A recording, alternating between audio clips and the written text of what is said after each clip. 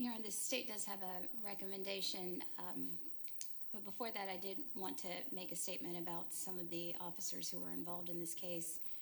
I think that this case has penetrated the souls of every human who has touched it, and I know with speaking with several of the officers who are also present here today and are watching, they also wanted me to relay to the court how they have been impacted by the things that they have seen and investigated, and I had assured them that I would.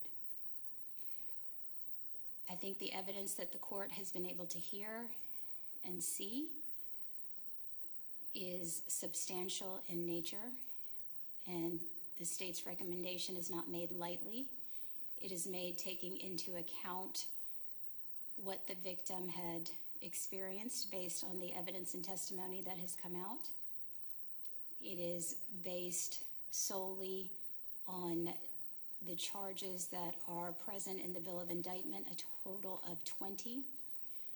The state is going to be asking for a sentence of life without the possibility of parole as far as count 1 malice murder is concerned.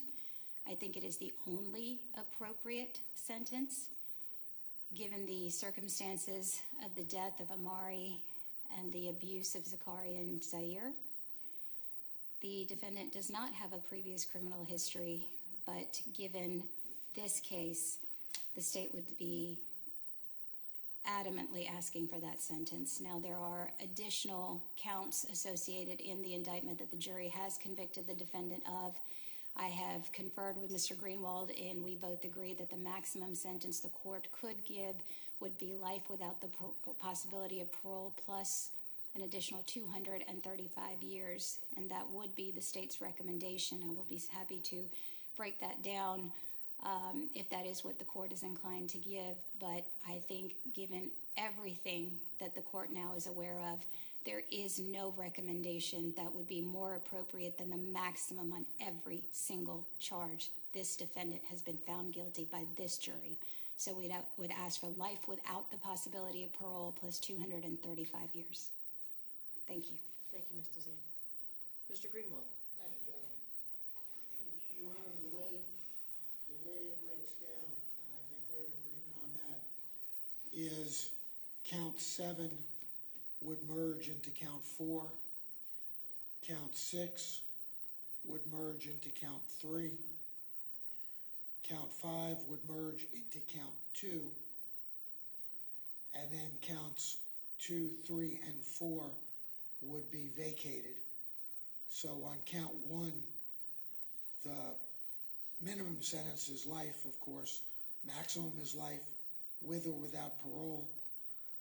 Counts 8 through count 18, the sentencing range is from 1 to 20 years.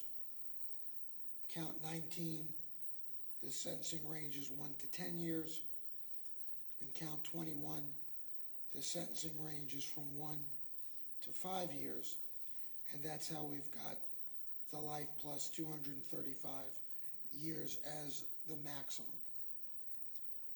Ms. Nizam is correct, Judge. Ms. Owens has no previous criminal history. She was 29 years of age back in November of 2021.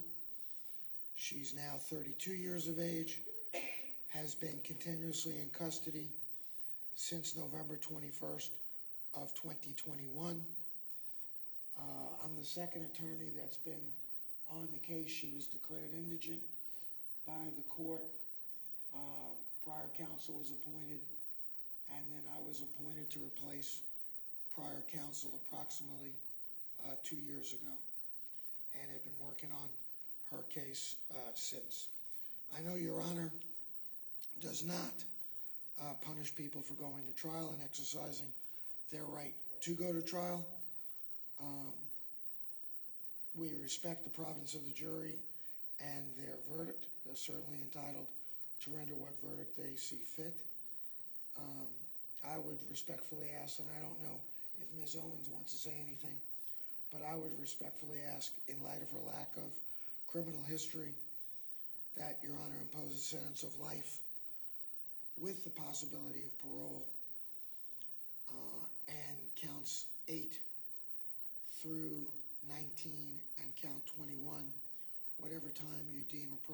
those counts, that it be run concurrent with count 1.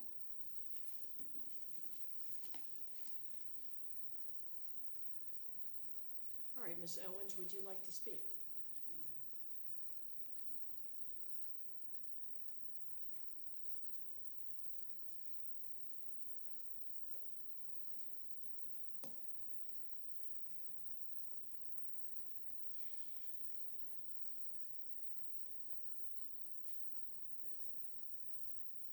Ms. Owens, please stand.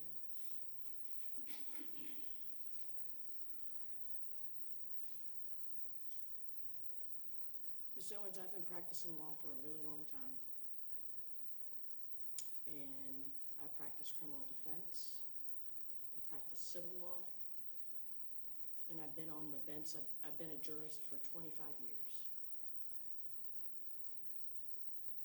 This is by far the most heinous evil that I have ever seen in my entire career. And I do not understand it. As attorneys, jurists, we see really good people come in front of us based on their really worst days. But you didn't just have a bad day. The crimes and evil that was perpetrated against these 3 children is something that I will never understand, nor will I ever forget it.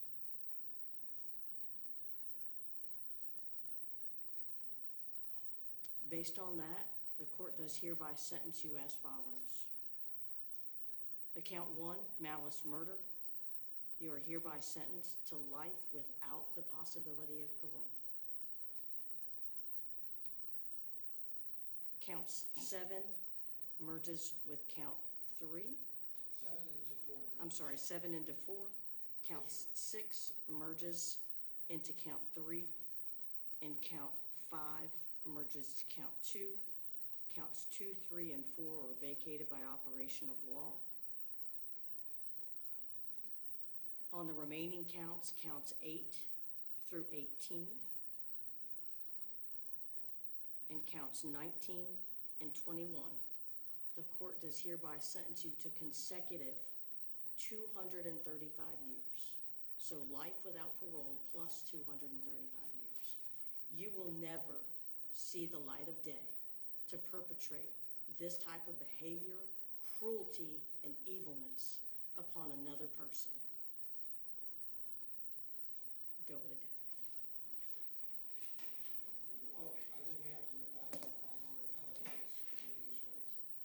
You're correct, Mr. Greenwald. Thank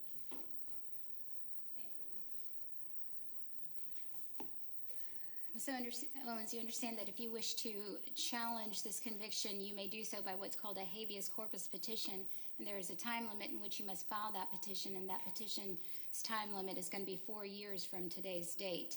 Do you understand that particular time limit? Okay, and you also understand that there is an additional time limit of 30 days after your sentence is signed by this court in which you have to file a notice of appeal, and that would be 30 days. Or motion for new trial. That is correct as well. Thank you, Mr. Greenwald. Do you understand those time limits? Yes. That's all, Judge. And Your Honor, what I would propose is that I'll file a skeletal motion for new trial within the next week or so to preserve